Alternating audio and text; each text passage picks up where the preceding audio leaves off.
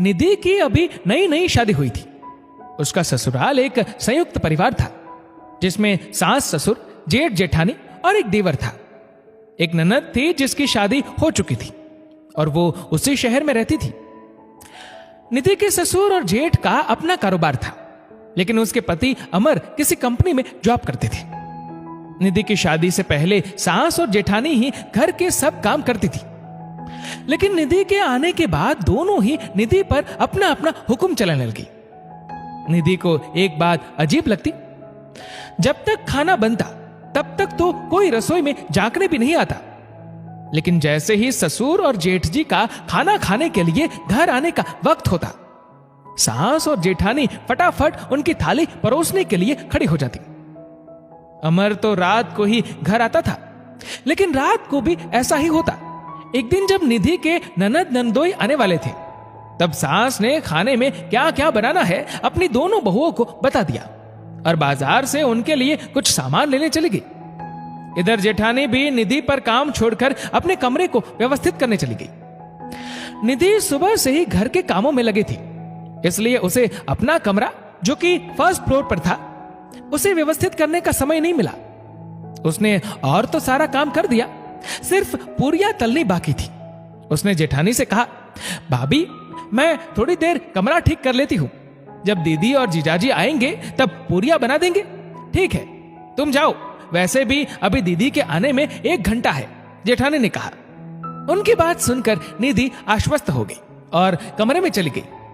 निधि अपना कमरा साफ ही कर रही थी कि तभी निधि की मम्मी का फोन आ गया, इसलिए वो उनसे बात करने लगी। थोड़ी देर बाद ही उसके ननद और नंदोई आ गए। सासू मां भी बाजार से आ चुकी थी।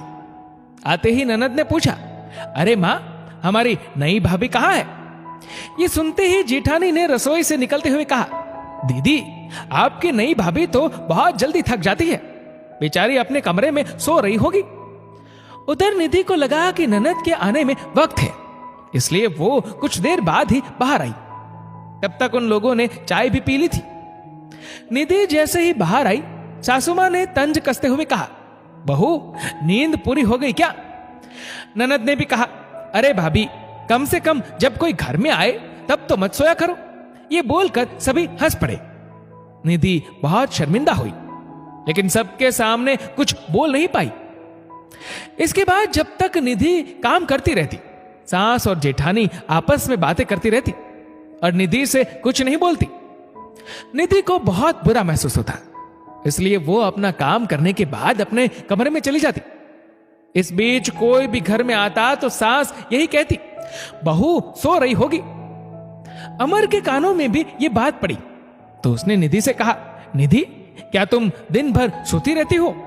अमर, क्या आपको लगता है कि मैं सोती रहती हूं? जितनी देर मैं नीचे रहती हूं, माँ और भाभी मुझसे बात तक नहीं करती। नीचे के दोनों कमरे माँ और भाभी के हैं।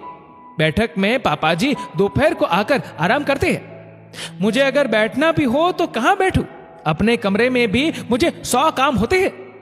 अपना कमरा साफ करना, कपड़े प्रेस करना, अलमारी ठीक करना।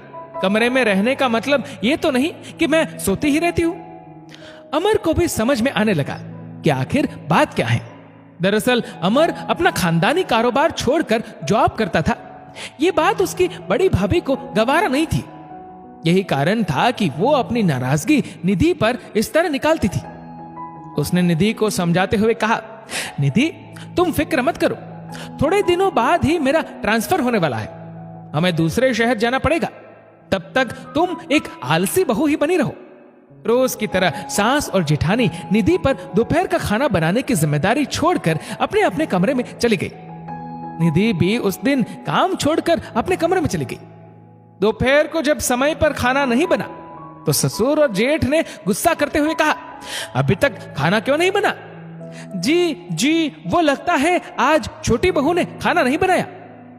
तुम ही तो कहती हो छोटी बहू सोती रहती है, फिर तुम्हें तो खाना बनाना चाहिए था ना, या फिर उसकी तरह तुम लोग भी सो रही थी।